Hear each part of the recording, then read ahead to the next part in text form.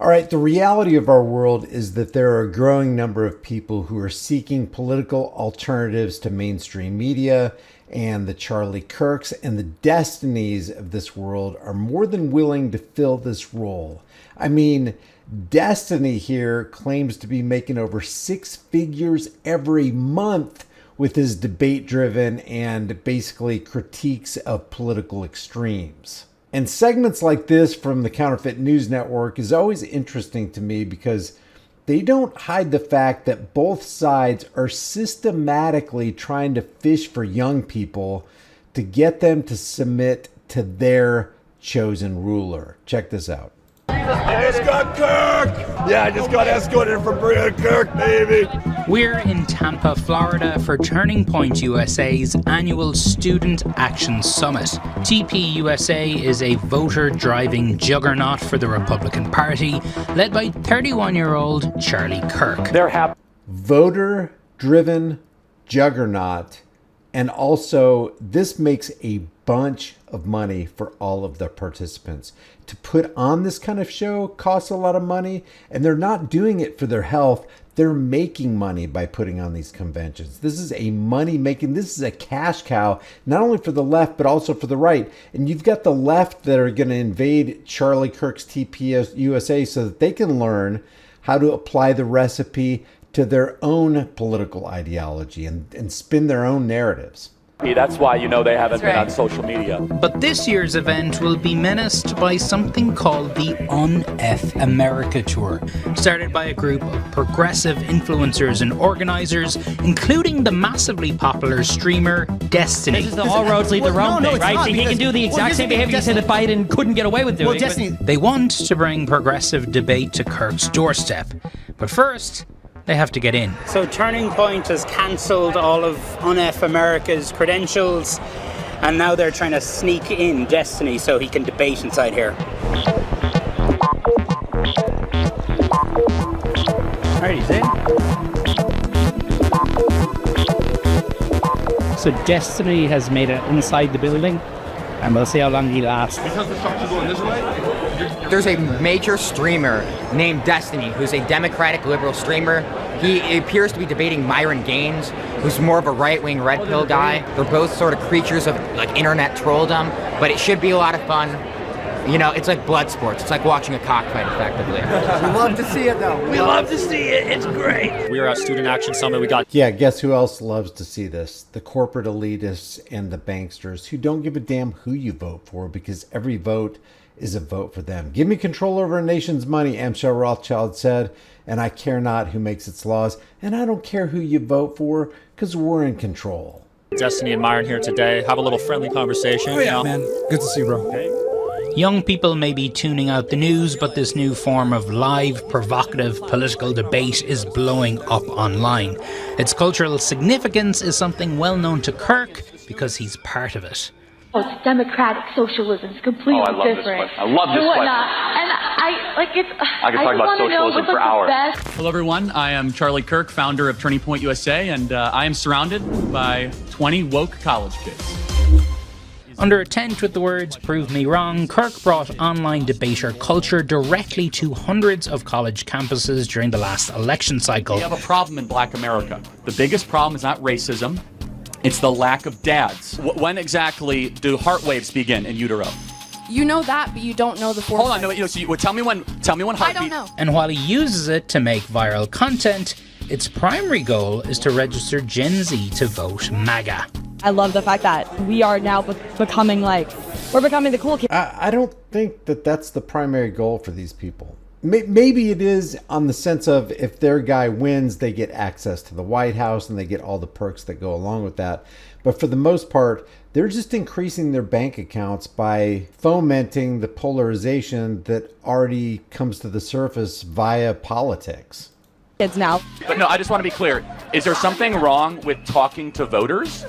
No, there's nothing wrong with talking. Well, that's what we're doing here today. It's an open mic. I think that you push a dangerous agenda. It's a strategy that those behind Un-F America say the DNC has been absent to counter. I hate Charlie Kirk. I think he's actually a Satan spawn, but he's very, very strategically minded. At an event organised by the Un-F America crew down the street from the convention centre, both Conservatives and Liberals packed into a pub to eat chicken wings, drink beer, and watch Conservative voices try to take on Destiny. Have you ever fired an AR-15? Yeah. So you fired a 5.56. The mathematical odds of him surviving that are infinitesimally small. They're infinitesimally high if it misses him, or grazes his ear. Charlie Kirk's been doing this a long time, more than 10 years. Why has it taken the left so long to catch up and still hasn't caught up?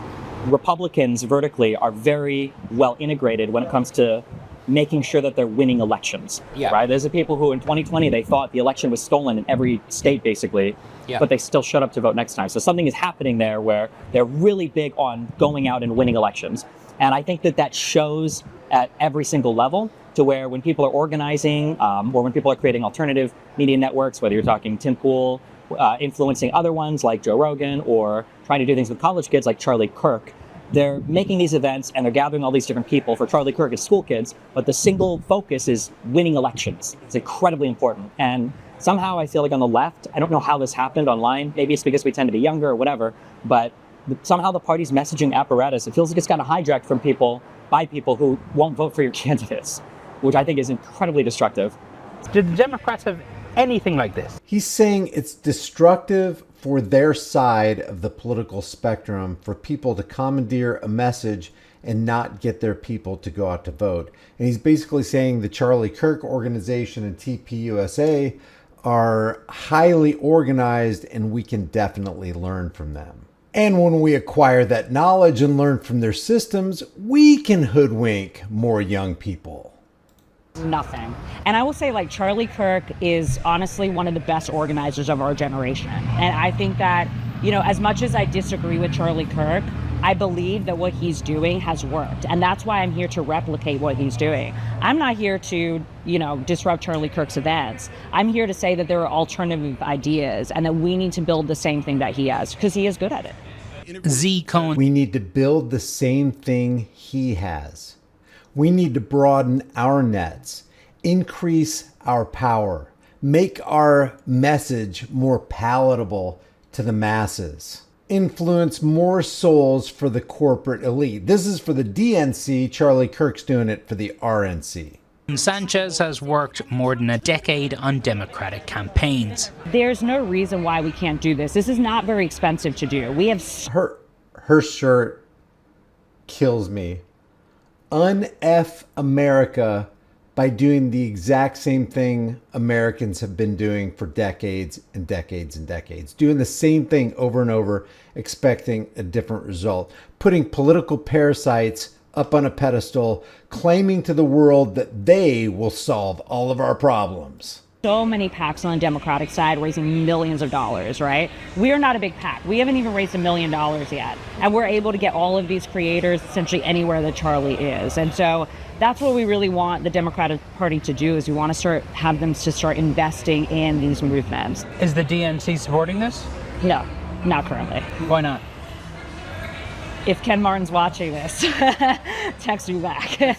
But really, I mean, I think it's disappointing that we haven't been able to see the DNC really get off the ground since the election, because I think a lot of things have happened internally that have been distractions to the... Do you really think... I don't even believe this. Do you really think the DNC isn't supporting this movement?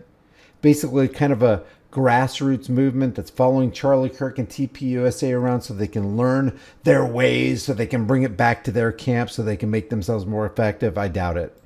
Ground game that we need right now. No, our motto is, when they go low, we go high.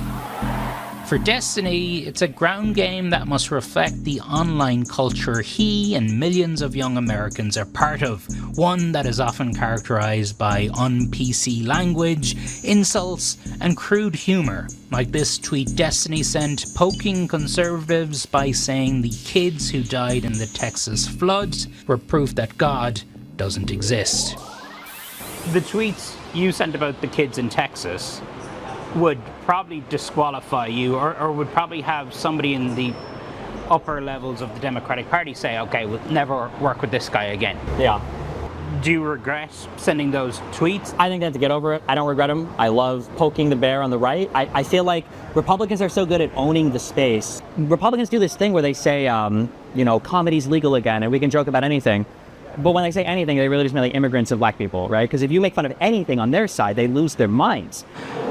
I guess is your point that, always trying to take the high ground is clearly not working for Democrats? One of the things that conservatives stumbled into accidentally, because I think Donald Trump's an idiot, even politically, but they stumbled into this thing where people started to get confused because of what the right and left looked like. And I think they think that you need an extremist platform in order to win elections. But what you really need, I think, is just extremist messaging. I think that's what you need. Back inside, the packed event giving the un-F America. How do you have extremist messaging without having an extremist platform? And what are they defining as extremist, whether extreme left or extreme right? And don't they always, whether you're extreme or moderate, on whichever side you're on, aren't you really playing into the parasitic political paradigm still? Organisers hope there will be appetite for similar debates on college campuses this fall. I do 100 hours of this a semester. 100 hours. In addition to 2 hours of podcasting radio. I mean, the physical crowds are now 3,000-4,000 people almost every time we do this. And so the plan for this semester is Charlie Kirk shows up at campuses all across the country, and you guys are going to be there too. That's the goal. If we can raise enough money to get there, we absolutely will. People wonder why the youth vote shifted 9 points to the right. Yeah. And that's a big reason why. He's put the footwork in and we haven't. So the bottom line is the liberals are learning from the successful conservatives on how to be more successful liberals so that they can deceive a whole bunch of kids who have a political appetite for this kind of garbage. Leave your thoughts about this for the World and the Global Thought Police. Thank you for subscribing to The Disturbing Illusion.